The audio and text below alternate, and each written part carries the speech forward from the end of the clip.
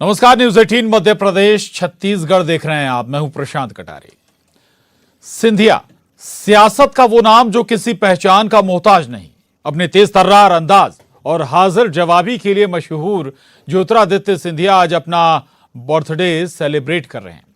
सिंधिया को सियासत भले ही विरासत में मिली हो, लेकिन सियासी कद उन्होंने अपनी मेहनत और हुनर से बनाया। सालों तक कांग्रेस में रहे सिंधिया ने जब हाथ का साथ छोड़ा तो एमपी की सियासत में भूचाल आ गया। अपनी इस खास पेशकश में आज हम बात करेंगे ज्योतिरादित्य सिंधिया की। तो चलिए शुरू करते हैं शिखर पर सिंधिया।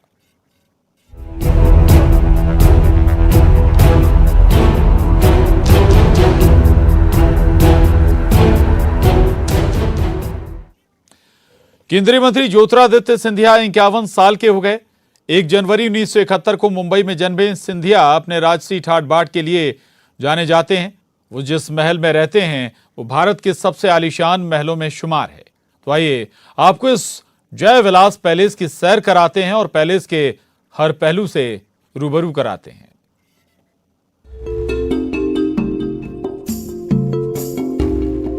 भव्यता का पर्याय है ये महल, सुंदरता की मिसाल है ये महल। गार्डन, फव्वारा, दीवारों पर की गई कारीगरी, सोने से बना दरबार हॉल, चांदी की ट्रेन वाला डाइनिंग हॉल, दरबार हॉल में लगा झूमर जयविलास पैलेस की खूबसूरती में और चार चांद लगाते हैं। ग्वालियर के इस पैलेस में केंद्रीय मंत्री ज्योतिरादित्य सिंधिया अपने पूरे परिवार के साथ रहते हैं। भारत के सबसे भव्य महलों में शुमार इस महल को सिंधिया राजवंश के शासक जयाजी राव सिंधिया ने सन 1874 में बनवाया था। यूरोपीय वास्तुकला पर आधारित जयविलास पैलेस में फ्रांसीसी आर्किटेक्ट सर माइकल फिलॉस ने डिजाइन किया था। ये कई इसमें विदेशी इंजीनियर्स ने इसको आगे बनाया है। इटालियन है, पर्शियन है, जर्मनी है, कई तरह की विधाओं को लेकर ये बनाया गया। 100 साल से ज़्यादा पुराना महल है। उस महल के बहुत बड़े हिस्से में अब आजकल ये म्यूजियम खोला गया है जो जीवाजीराव सिंधिया जी की स्मृति में है। महल की भव्यता का अंदाजा आप इस बात से लगा सकते हैं कि इस महल में कुल 400 कमरे हैं, जिसके निर्माण के लिए विदेश से कारीगरों को बुलाया गया था।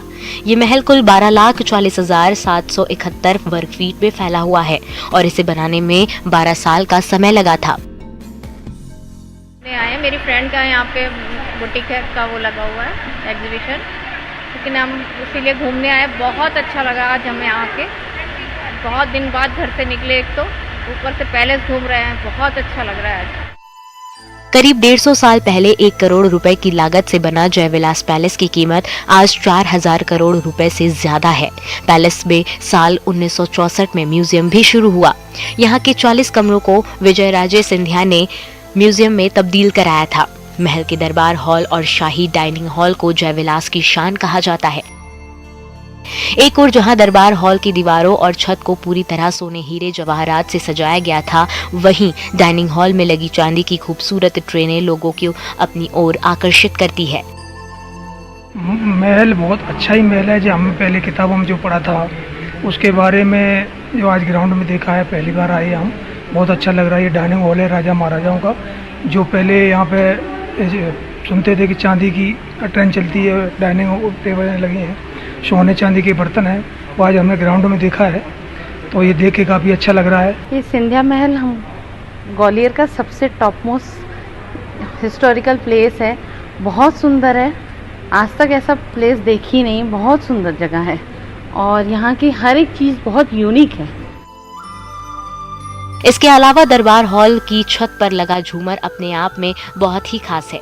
ये दुनिया का सबसे वजनी झूमर है, जिसका वजन करीब 3500 किलो है। इस झूमर के पीछे की कहानी भी काफी दिलचस्प है। झूमर को लटकाने के पहले छत की मजबूती को परखने के लिए छत के ऊपर 9 से 10 हाथियों की मदद ली गई। जब कारीगरों को पूरी तसल्ली हो गई तब जाकर ये झूमर लगाया गया। यहाँ का जो झूमर है उसके लिए बताया जाता है कि महाराज ने 7 दिनों के लिए 7 हाथियों को यहाँ पे खड़ा रखा था, ताकि वो समझ सके कि ये झूमर जो है वो इस छत को झेल सकता है, काफ़ी लंबे समय तक इसको संभाल सकता है, उसके भार को। इसीलिए उन्होंने इस तरीके से इसकी परख की थी। महल के एक एक कोने में कारीगरों की 12 साल की मेहनत दिखती है। यहाँ आने वाले लोग भी इस महल को देख अपने राजा महाराजाओं पर गर्व महसूस करते हैं।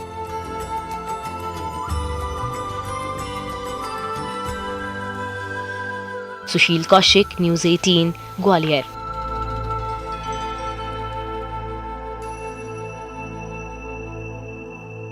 तो ज्योतिरादित्य सिंधिया के सियासी सफर में कई मोड़ आए। करीब 20 साल तक कांग्रेस में रहे सिंधिया ने 2020 में बीजेपी का दामन थामा तो उनके सामने सबसे बड़ी चुनौती बीजेपी की रीति नीति में ढलने के साथ ही पुराने भाजपाई नेताओं से भी समन्वय बैठाना था। लेकिन सिंधिया ने अपने काम और बर्ताव से सभी को अपना कायल बना लिया।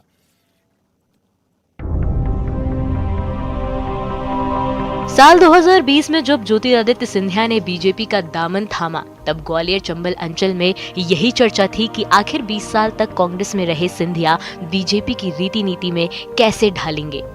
लेकिन सिंधिया ने खुद को बड़ी ही आसानी से ढाल लिया। उन्होंने बीजेपी में आने के बाद से ही पार्टी के प्रति अपनी प्राथमिकताओं को सबसे ऊपर रखा, जिस वजह से उन्होंने पुराने बीजेपी नेताओं को अपने व्यवहार का कायल बना लिया। केंद्रीय मंत्री के रूप में ज्योतिरादित्य सिंधिया जी को लेने से इस अंचल में हमारी ताकत बढ़ी है, प्रदेश में भी ताकत बढ़ी है और इस ताकत का फायदा प्रदेश की जनता को मिलेगा, अंचल को मिलेगा। धीरे धीरे पुराने बीजेपी नेताओं के साथ ज्योतिरादित्य सिंधिया अपने कट्टर विरोधियों के लिए करीब आते गए। इन्हीं में से एक है जयभान सिंह पवैया। सिंधिया के बीजेपी में आने के बाद कांग्रेसी ही नहीं भाजपाई भी इस बात को मानकर चल रहे थे कि दोनों की सियासी अदावत एक ही पार्टी में आने के बावजूद भी खत्म नहीं होगी। लेकिन सिंधिया ने सभी को गलत साबित किया। पवैया जी और हमने एक संबंध, नया संबंध, एक नया रिश्ता हम लोग दोनों ने कायम करने की कोशिश की। अतीत होता है, वर्तमान और भविष्य पे पवैया जी और हम दोनों कार्य करते हैं। तो हमारे परिवार के कार्यकर्ता हैं, इसलिए सिंधिया जी का आज मेरे आवास पर आना ये एक कार्यकर्ता का दूसरे कार्यकर्ता की दुख बांटने से ज़्यादा किसी और मायने में नहीं देखा जाना चाहिए। महज 1.5 साल के अरसे में सिंधिया ग्वालियर चंबल ही नहीं बल्कि मध्य प्रदेश और राष्ट्रीय बीजेपी नेता बन गए। राजनीति के जानकार मानते हैं कि सिंधिया आने वाले दौर में बीजेपी के लिए सबसे बड़ा चेहरा बनेंगे। सुशील कौशिक, न्यूज़ 18, ग्वालियर।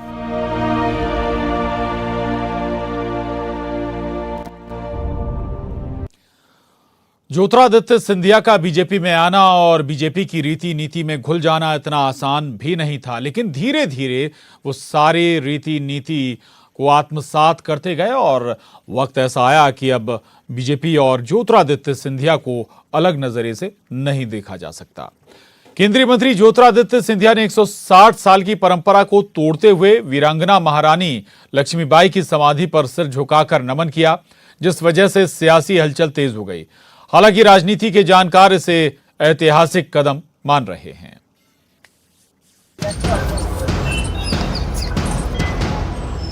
आप लोग मना कर रहे हैं, सिर्फ फूल चढ़ाने की बात मानो।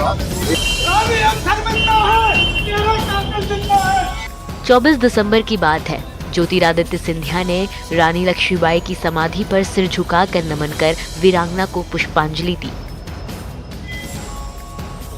160 साल के इतिहास में पहला मौका है जब सिंधिया राज परिवार का मुखिया रानी लक्ष्मीबाई की समाधि पर नमन किया। दरअसल सिंधिया राजवंश पर 1857 की क्रांति में रानी के साथ दगा करने के इतिहास में आरोप लगे हैं। इसको लेकर सिंधिया राज परिवार आजादी के बाद से ही निशाने पर रहा है, लेकिन ज्योतिरादित्य ने अपने परिवार पर लगे दगाबाजी के दाग को मिटाने के लिए सारी मान्यताएं तोड़ते हुए रानी लक्ष्मीबाई को नमन किया। इस घटना के बाद तो मानो बवाल मच गया। महिला कांग्रेस की कार्यकर्ता तो रानी लक्ष्मीबाई समाधि का गंगाजल से शुद्धिकरण करने पहुंच गई, लेकिन पुलिस और प्रशासन ने महिला कांग्रेस की टीम को समाधि स्थल के मुख्य द्वार पर ही रोक दिया। अधिकारियों से बात करने के बाद कांग्रेस जिला अध्यक्ष रुचि गुप्ता को समाधि पर पुष्पांजलि की अनुमति दी गई। इस दौरान रुचि ने रानी लक्ष्मीबाई समाधि पर पुष्पांजलि देकर नारेबाजी की। पुलिस ने हम लोगों के साथ धक्का मुक्की की, रोका, जो मालाएं चढ़ाने आए थे। ये लोकतंत्र है, किसी को भी इस प्रकार से अधिकार नहीं है। बीजेपी में जो प्रशासन है जिस प्रकार से रोक रहा है, आगे देश की जनता को रोक नहीं पाएगा। क्या करने आए थे आप? हम यहाँ पर बाकायदा फूल माला चढ़ाने आए थे और श्रमदान करने आए थे और शुद्धिकरण करने आए थे। और वैसे भी नेचुरल प्राकृतिक शुद्धिकरण हो गया तो हम अपना सर नमन करने आए हैं उस वीरांगना को जिसने प्रकृति से भी यहाँ बारिश करा दी और शुद्धिकरण। वहीं रानी लक्ष्मीबाई और सिंधिया परिवार के बारे में किताबों में लिखे गए ऐतिहासिक किस्सों को लेकर बीजेपी सांसद विवेक शेजवलकर का कहना है कि इतिहास अपने अपने तरीके से लिखा गया, लेकिन ऐतिहासिक बातों का आज राजनीति में उपयोग करना गलत है। वहीं राजनीतिक विश्लेषक सिंधिया के रानी लक्ष्मीबाई समाधि पर नमन करने को ऐतिहासिक पहल मानते हैं। वो एक इतिहास है और इतिहास अपने अपने तरीके से लिखने का अलग अलग इतिहासकारों के अलग अलग मत है और वो बातें अब इतिहास हो गई हैं। आज मैं नहीं मानता कि उनका किसी प्रकार से उल्लेख करने की और उससे किसी प्रकार का कोई मतलब उसको ध्यान में रख के कोई काम करने की जरूरत है, ऐसा मेरा मानना है। ज्योतिरादित्य सिंधिया उनका जवाब भी दे रहे हैं और एक तरह से अगर वो हैं भी तो उनका प्रायश्चित करने की कोशिश भी कर रहे हैं। जो एक से बचने का एकमात्र तरीका वही होता है जो ज्योतिरादित्य सिंधिया ने महारानी लक्ष्मीबाई की समाधि पर मत्था टेक कर किया। रानी की समाधि पर नमन करने के साथ ही सिंधिया ने ये साफ कर दिया कि देश के बलिदानियों के प्रति उनमें सम्मान की भावना है। अब भले ही उनके पूर्वजों पर आरोप लगते रहे, लेकिन उन्होंने परिवार के उस दाग को धोने की कवायद की है। सुशील कौशिक, न्यूज़ 18 ग्वालियर। सिंधिया परिवार का अभी तक कोई भी सदस्य, इतिहास में अभी तक ऐसा नहीं हुआ कि रानी लक्ष्मीबाई की समाधि पर उन्हें श्रद्धांजलि अर्पित करने जाए, श्रद्धा सुमन अर्पित करने जाए। लेकिन ज्योतिरादित्य सिंधिया का ये नया मूव से एक लिहाज से हम कहें कि इतिहास को वो नए सिरे से लिख रहे हैं। और बीजेपी में आने के बाद ज्योतिरादित्य सिंधिया बदले बदले नजर आ रहे हैं। 1.5 साल के अंदर ही सिंधिया बीजेपी की रीति नीति में रच बस गए हैं। वहीं कार्यकर्ताओं के साथ दोस्ताना बर्ताव ने बीजेपी में भी सिंधिया को चहेता नेता बना दिया है।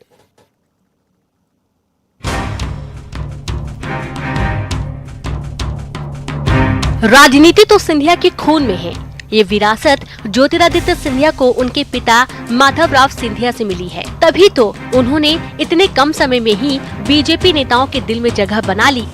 महाराज कहे जाने वाले सिंधिया ने जब बीजेपी का दामन थामा तब शायद ही किसी को उम्मीद थी कि महाराज इतना बदल जाएंगे। सिंधिया कार्यकर्ताओं के सुख दुख में शामिल होते हैं, खुद को एक साधारण कार्यकर्ता के तौर पर पेश करते हैं। सिंधिया की सादगी ने ही उन्हें पार्टी का चहेता बना दिया। तो कुल मिलाकर ये है कि वे भारतीय जनता पार्टी के कार्यकर्ताओं से इंटरेक्शन बढ़ा रहे हैं। भारतीय जनता पार्टी के कार्यकर्ताओं के बीच में जाकर उनसे मिलना उनको अच्छा लग रहा है और भारतीय जनता पार्टी के नीति अनुशासन से वे बिल्कुल ओतप्रोत होकर काम कर रहे हैं।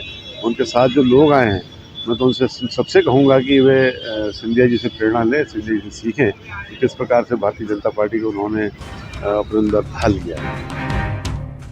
बीजेपी में आने के बाद सिंधिया बेहद सहज नेता की तरह बर्ताव करते नजर आ रहे हैं। कार्यकर्ताओं से सीधे संवाद करना सिंधिया ने अपना उसूल बना लिया है। पिछले सप्ताह ग्वालियर में बीजेपी ने सिंधिया का पार्टी कार्यकर्ताओं के साथ संवाद कार्यक्रम रखा, जिसमें सिंधिया भाजपा कार्यकर्ताओं को अपने हाथों से भोजन परोसते रहे। इसके बाद सिंधिया ने कार्यकर्ताओं के साथ बैठकर भोजन किया। सिंधिया जी जब से भारतीय जनता पार्टी में आए हैं, सभी युवाओं में अभूतपूर्व जोश है और अभी भारतीय जनता पार्टी द्वारा परिचय सम्मेलन हुआ, जिसमें माननीय सिंधिया जी के द्वारा सभी कार्यकर्ताओं को भोजन परोसा गया, साथ में भोजन किए गए। कतई हम लोगों को ऐसा नहीं लगा कि माननीय सिंधिया जी इतने बड़े राज परिवार से हैं। राजनीतिक विश्लेषकों की माने तो बीजेपी में शामिल होने के बाद सिंधिया का कद तेजी से बढ़ा है। आज सिंधिया प्रदेश में शिवराज के बाद दूसरे नंबर के जनाधार वाले लोकप्रिय नेता बन गए हैं। सिंधिया जी बीजेपी में आए हुए लगभग 20 महीने हो चुके हैं और इस 20 महीने के दौरान उनका राजनीतिक कद बहुत ज़्यादा बढ़ा है कि आज पहले वो नेता हैं अभी तक की मध्य प्रदेश की राजनीति में जिनके सबसे ज़्यादा मंत्री हैं। 12 1 दर्जन से ज़्यादा मंत्री उनके समर्थक हैं, जिसमें कैबिनेट में भी हैं और मध्य प्रदेश शासन के विभिन्न आयोग में भी हैं, जिनको कैबिनेट मंत्री का दर्जा दिया गया है।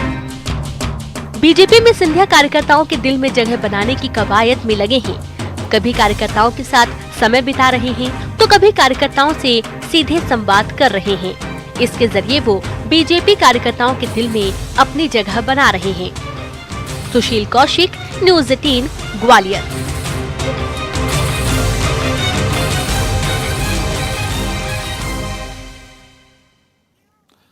तो ज्योतिरादित्य सिंधिया ने केवल पार्टी की रीति नीति को ही आत्मसात नहीं किया, बल्कि पार्टी के नेताओं और कार्यकर्ताओं से भी घुल मिल चुके हैं। एक छोटे से ब्रेक के लिए रुक रहे हैं, जल्द लौटेंगे।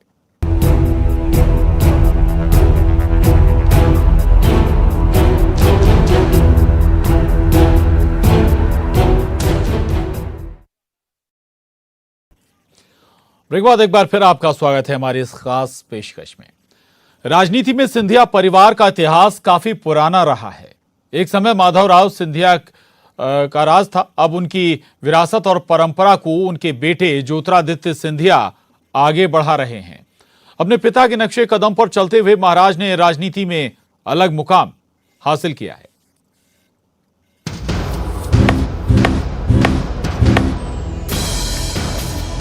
वैसे तो राजघराने से ताल्लुक रखते हैं, लेकिन सियासी पिच के भी अब महारथी हो चुके हैं।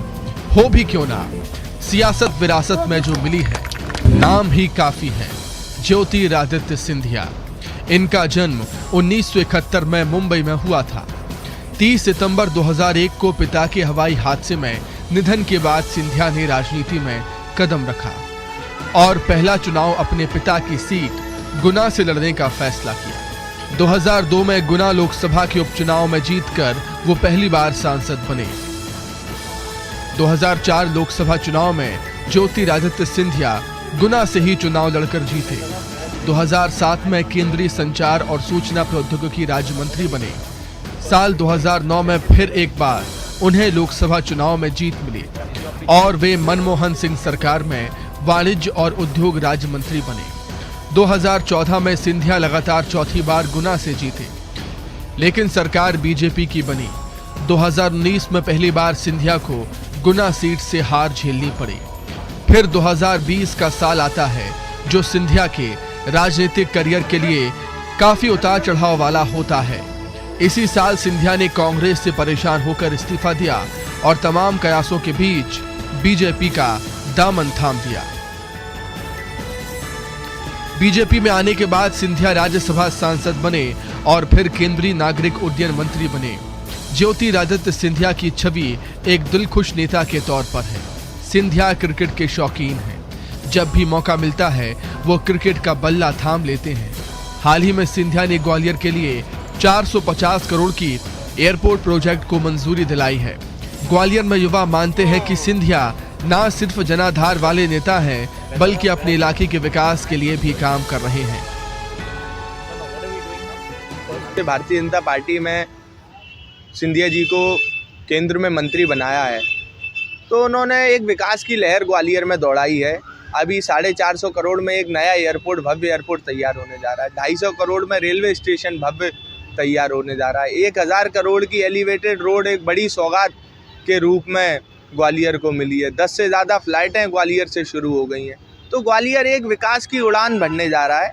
सिर्फ जनसेवा और विकास का उद्देश्य के साथ सिंधिया जी राजनीति करते हैं। आप देख सकते हैं कि एलिवेटेड रोड का जो प्रोजेक्ट है 1000 करोड़ का बहुत बड़ा प्रोजेक्ट है, जो ग्वालियर को महानगरों की श्रेणी में लाएगा। इसके साथ आप देख सकते हैं कि जब से ज्योतिरादित्य सिंधिया हमारे नागरिक उड्डयन मंत्री बने हैं, ग्वालियर से बहुत सारी नई फ्लाइट्स उन लोगों ने उपलब्ध कराई हैं, जिससे कि यहाँ के नागरिकों को और व्यापारियों को बहुत लाभ मिला है।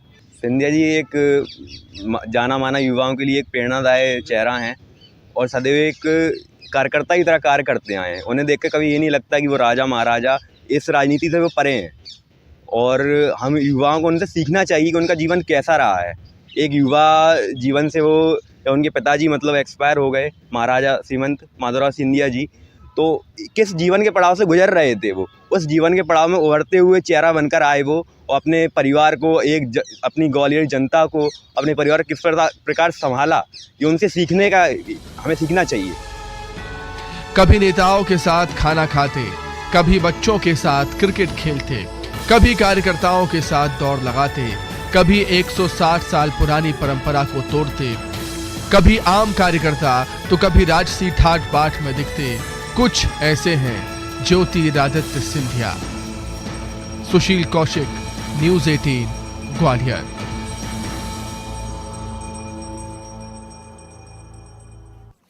तो हमारी इस खास पेशकश में बस इतना ही, लेकिन आप बने रहिए न्यूज़ 18 मध्य प्रदेश छत्तीसगढ़ के साथ।